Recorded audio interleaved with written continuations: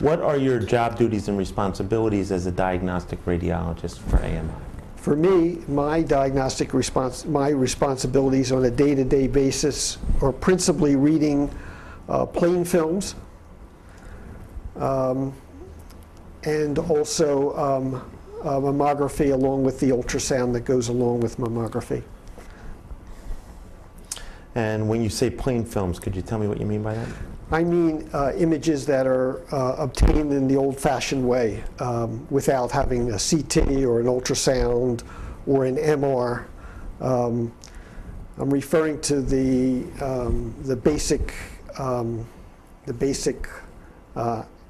images that we use for day-to-day interpretation. What is the purpose of a written report? A written report is our way of conveying our impression to the referring physician.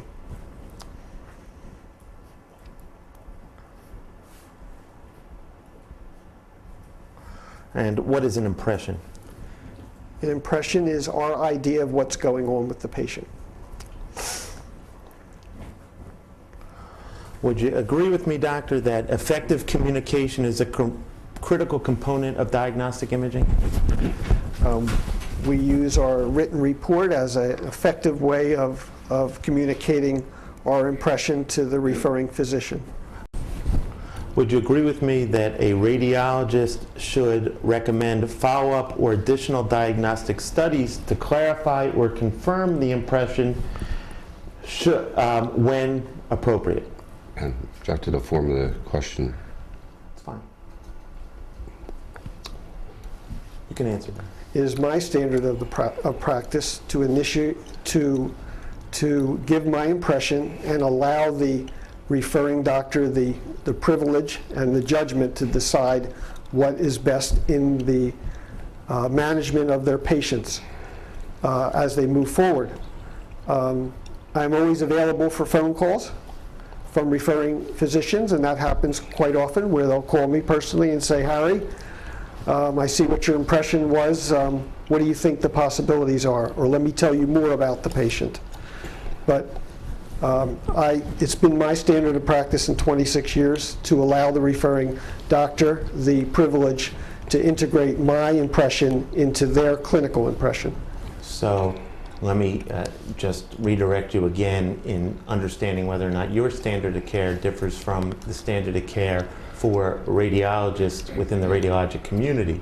And do you believe it's the standard of care in the radiologic community to recommend follow-ups or additional diagnostic studies when appropriate to confirm the impression? Just no objection to the form of the question. You can try to answer it. That's fine. I'm not sure I can answer that question any differently than I have already several times. There are some times when you interpret an image that it is highly suggestive of something, and you can make that judgment at that time to recommend something else. But the majority of the time, the impression may be so broad-based that you really have to back off and you have to allow the referring doc to use his or her judgment.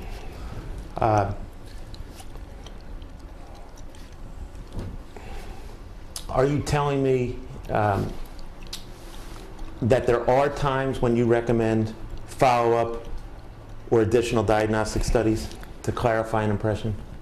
I'm telling you there are times in which the impression is so compelling or so suspicious that you would do that. Do you agree that having reviewed the medical records, you did read and interpret chest x-rays from Harry Hiltner from November 13th, 2009? I agree that I did interpret these images. As a result of your review of Harry's chest x-rays in November of 2009, did you issue an initial report? I did issue an initial report. Okay.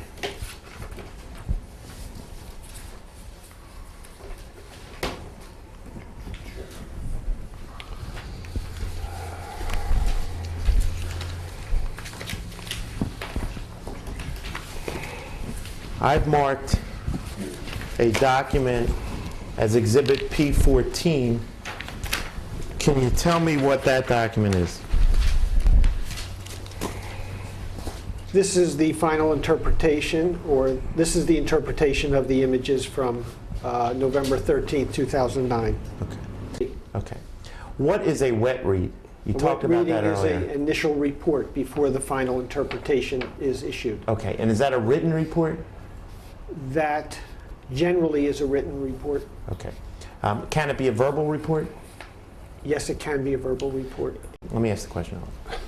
In a case where you, Dr. Cooperman, have made an impression or interpretation of chest x-rays with the findings present on Harry Hiltner's film, would that cause you, as a matter of your policy or practice, to issue a wet read or preliminary read?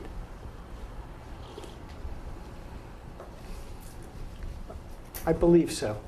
It would. Okay. And what about those findings would cause you to issue a wet read or preliminary read? What findings on those films would cause you to issue a wet read or a preliminary read in this case? When the findings required prompt care. And which findings, and we haven't talked about your interpretation, well we will, but which findings with respect to your interpretation would have required immediate care? The suggestion of a pneumonia. Okay, what was the standard practice as to where a preliminary, what document would be utilized to generate a preliminary report or wet reading? And if they differ, let me know. There was a wet reading form, Okay. particular form. Okay. I just want to talk to you about the different sections in your report. There's a section entitled Comment. What does that section mean?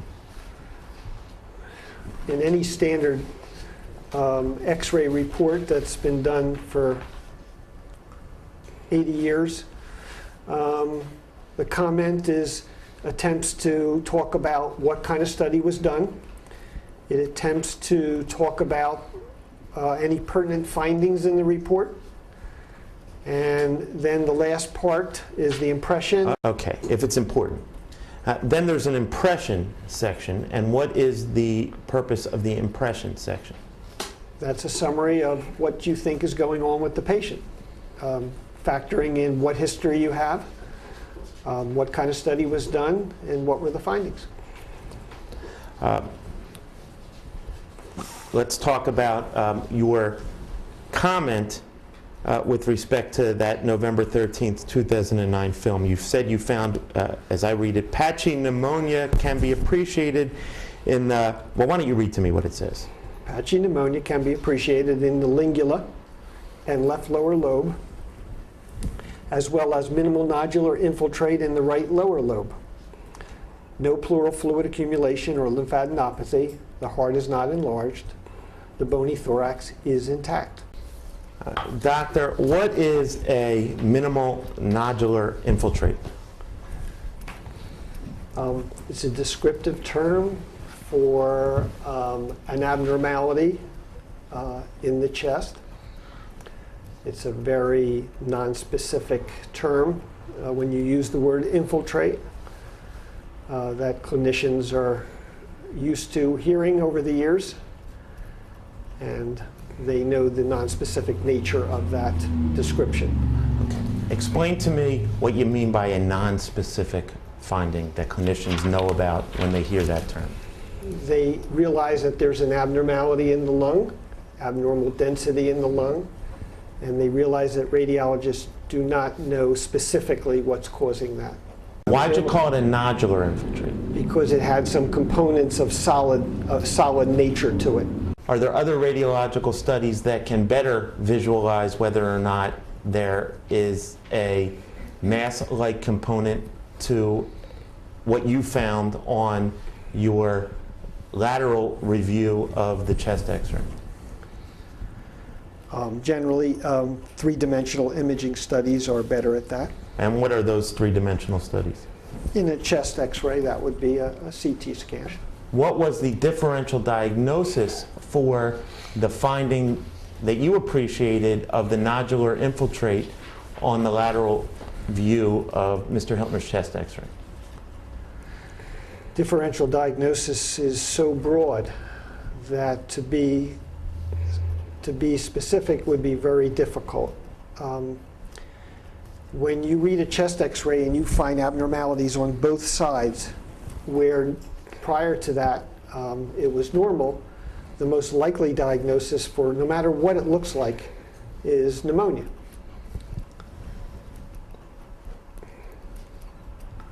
What else is on that differential? Many diseases. Cancer?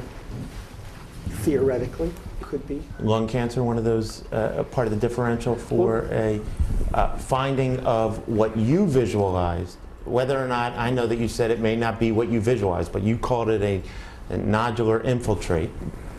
Is lung cancer on the differential diagnosis for a nodular infiltrate in the lung? Any nodular infiltrate? This nodular infiltrate. No, not this nodular. Okay, why was cancer not in the differential for this nodular infiltrate? Because it was something that was not visualized in two projections. So it had no three-dimensionality, and it was certainly consistent with pneumonia.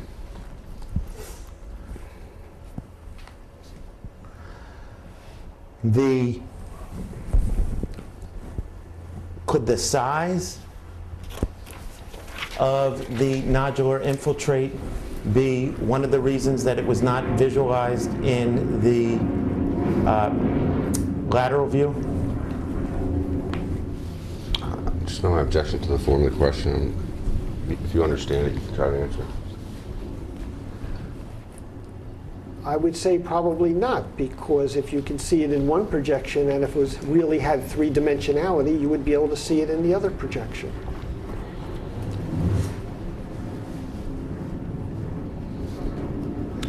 Could location... If you take your fist and you take an x-ray of it and you see it, and then you go from, then you see it, okay?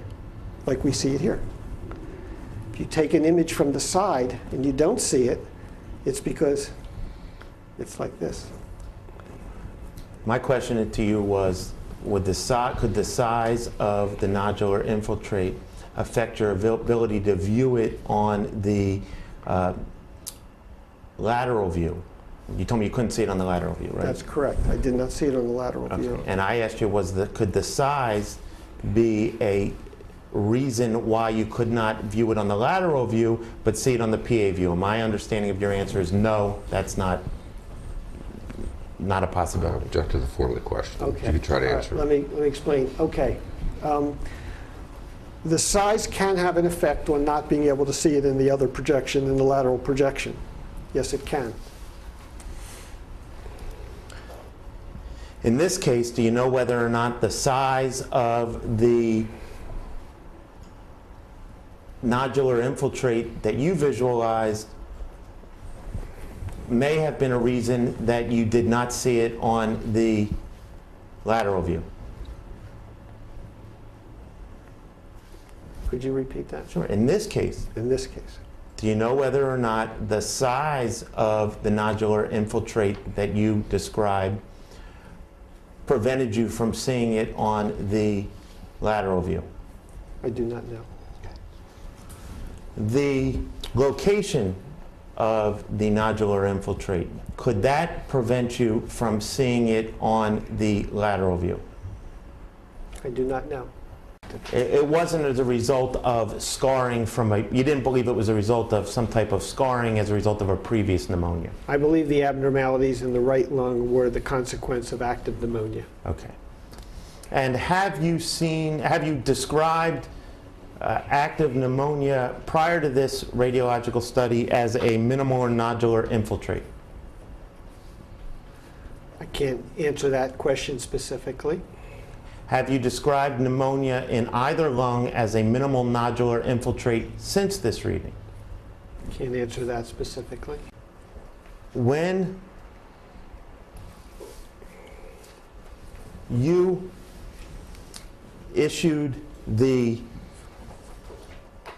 report of November 13th, 2009, did you believe the practitioner, your findings required any further workup with respect to the minimal nodular infiltrate? My interpretation was this was pneumonia, and it was up to the referring doc to integrate my findings into the total clinical picture and decide what was best for the patient. The finding that you saw on November 13th, 2009 in the PA view with respect to the nodular infiltrate, was that consistent with early stage lung cancer? It was consistent with pneumonia. Was it consistent with early stage lung cancer? No, Why not? because I could not identify a nodule in 2 projections. Did you believe that, so in other words, strike that, if it was visible in 2 projections, would it be consistent with early stage lung cancer? It would have been consistent with a pulmonary nodule that required further evaluation. Let me show you again the 2007 films. And can you show me, draw with your finger the area on those x-rays that you reviewed to see whether or not the minimal nodular infiltrate was present back in 2007? We're talking about just the That's right exhibit. side, Well, did 71? you find a minimal nodular infiltrate on the left side? I did not. Okay, so I wanted to, did you look at the 2007 films to identify whether or not a minimal nodular infiltrate was visible at that time? Yes. Okay. And can you show me where, by drawing with your finger on, with a circle, where you looked to see whether or not that was present? Okay. And you didn't see anything there? I did not. Okay.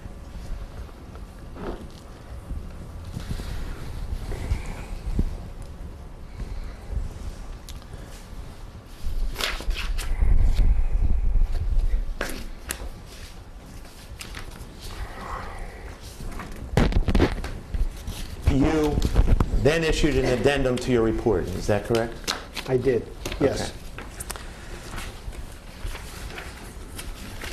And we have that marked as P15.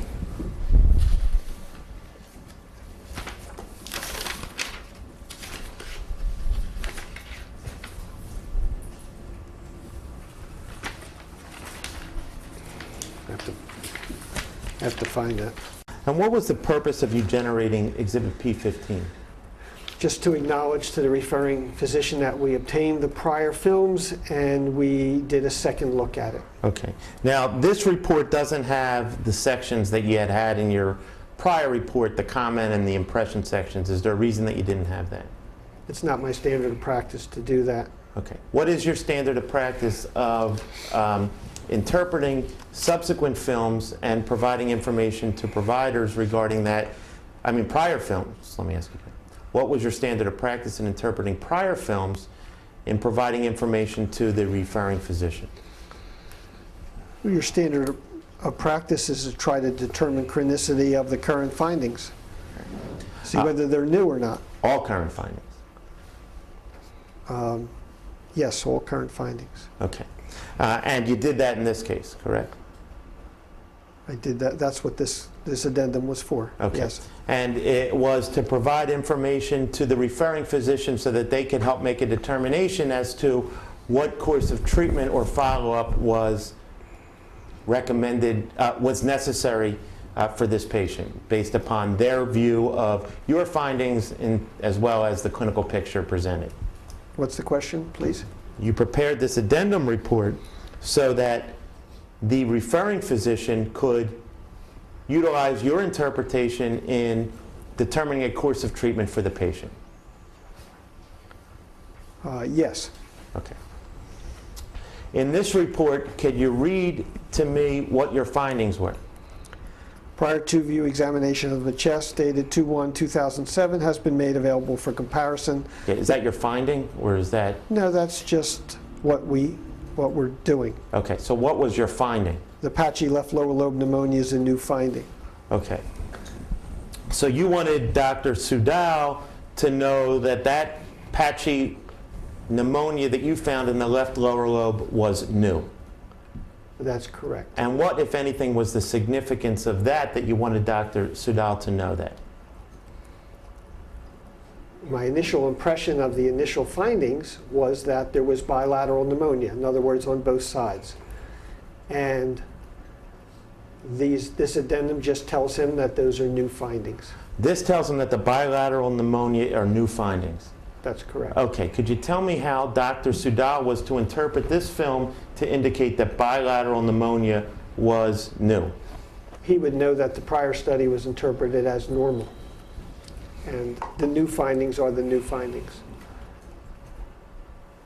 Explain it slowly. He would know, even without this, that the prior X-ray, the findings were there was no findings. So he would know that anything that is on the new study is a new thing. So why'd you prepare this addendum if you already knew that? Because it's a matter of standard, it's our standard practice. Either when we think it's necessary or when the referring doctor requests it. Your addendum to your report. And your addendum to your report, would you agree with me, doctor, makes no mention of the right lobe? It does not mention the right lower lobe. Is there a reason that you specifically mentioned the left lower lung but not the right? I can't answer that at this point in time. As a radiologist, did you expect that Mr. Hiltner would have had any follow-up X-rays done as a result of your findings in 2009?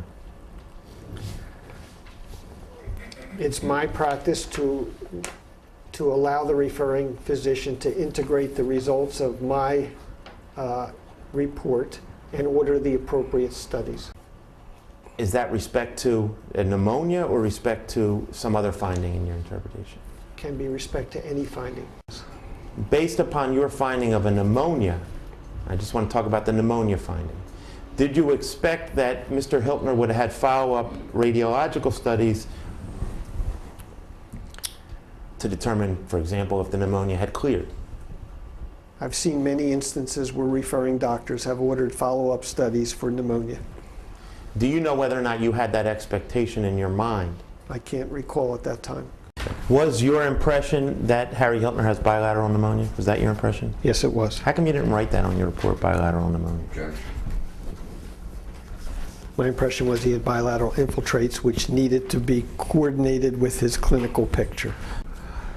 Okay, so in your impression, can you show me where it says he has bilateral pneumonia or bilateral infiltrates? The impression says there are bilateral abnormalities, bilateral infiltrates.